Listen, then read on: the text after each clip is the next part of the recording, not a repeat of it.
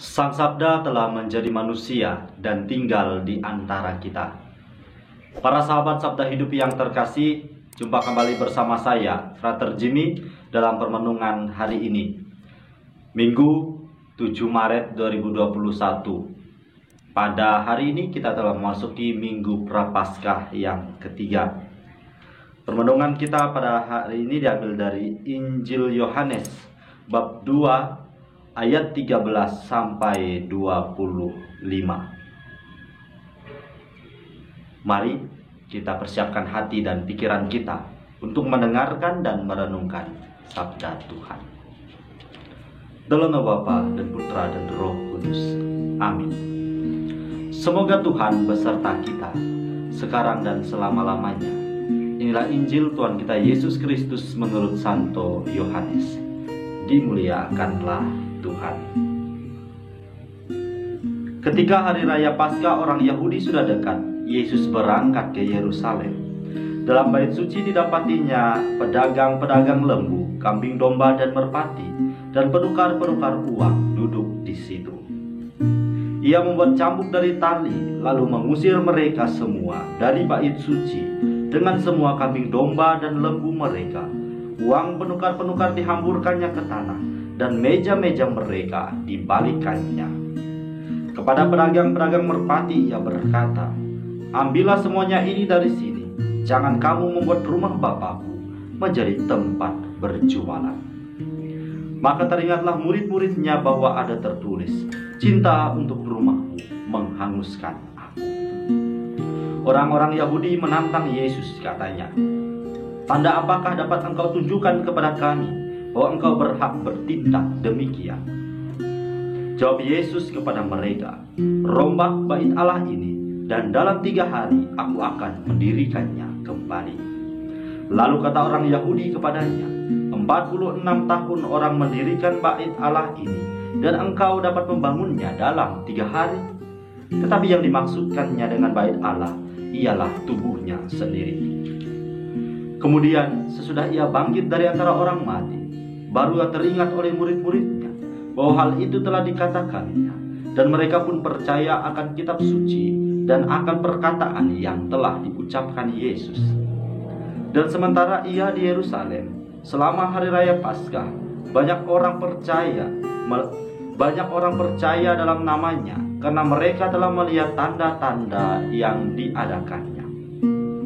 Tetapi Yesus tidak mempercayakan dirinya kepada mereka karena ia mengenal mereka semua, dan karena tidak perlu seorang pun memberi kesaksian kepadanya tentang manusia, sebab ia tahu apa yang ada di dalam manusia. Demikianlah Injil Tuhan. Terpujilah Kristus. Injil yang barusan saja kita dengar ditutup dengan satu penggalan kalimat yang sangat menusuk hati kalau bagi saya sendiri. Sebab ia tahu apa yang ada di dalam hati manusia. Allah yang kita imani ialah Allah yang maha tahu, Allah yang maha mendengarkan. Sekiranya mungkin dalam kehidupan sehari-hari kita dapat menyembunyikan persoalan kita dari sesama, kita dapat menyembunyikan keburukan, kelemahan kita dari sesama.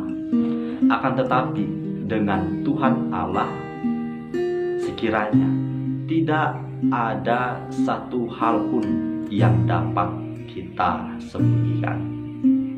Para sahabatku yang terkasih dimanapun Anda berada, bacaan Injil pada hari ini menjadi tanda bukti kemahabesaran cinta Allah kepada manusia, di mana Yesus menyampaikan bahwa dirinya sendirilah bait Allah yang nantinya sampai mengalami kehancuran yang luar biasa.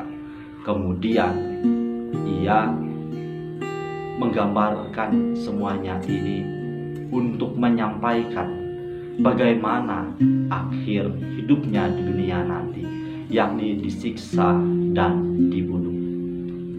Para sahabat Sabda Hidup yang terkasih, dalam kehidupan beriman kita, tentu banyak sekali aneka tantangan yang harus kita hadapi setiap hari. Mungkin kita tampak hidup sangat beriman, sering ke gereja. Bahkan dewasa ini kita sering mendengar ada tendensi jualan yang paling laku ialah jualan agama. Sebagaimana Yesus yang mengusir para pedagang yang berjualan di bait Allah, ada yang jual burung, lembu, dan bahkan para penukar uang. Tentu semua ini semata-mata kalau saya refleksikan ialah untuk menjaga nilai kesucian dari bait Allah itu sendiri.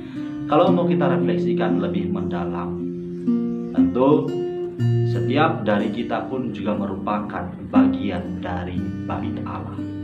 Maka di masa Prapaskah ini, mari kita bersihkan diri kita yang sejatinya juga merupakan bait Allah, agar hidup kita semakin menuju kesucian. Hidup kita menjadi tempat di mana Allah dapat berkarya dengan baik, di mana Allah dapat tinggal dengan nyaman, di mana hati kita sekiranya menjadi tempat Tuhan Allah bersemayam, sehingga seluruh hidup dan karya kita setiap hari senantiasa memancarkan Allah yang murah hati, Allah yang maha rahim dan pengasih. Semoga kita dimampukan untuk setia di masa Prapaskah ini, membersihkan hati kita, mempersiapkan diri untuk merayakan Paskah yang jaya. Semoga Allah yang Maha Kuasa memberkati kita, melindungi kita terhadap dosa, dan menghantar kita ke hidup yang kekal. Dalam nama Bapa dan Putra dan Roh Kudus. Amin.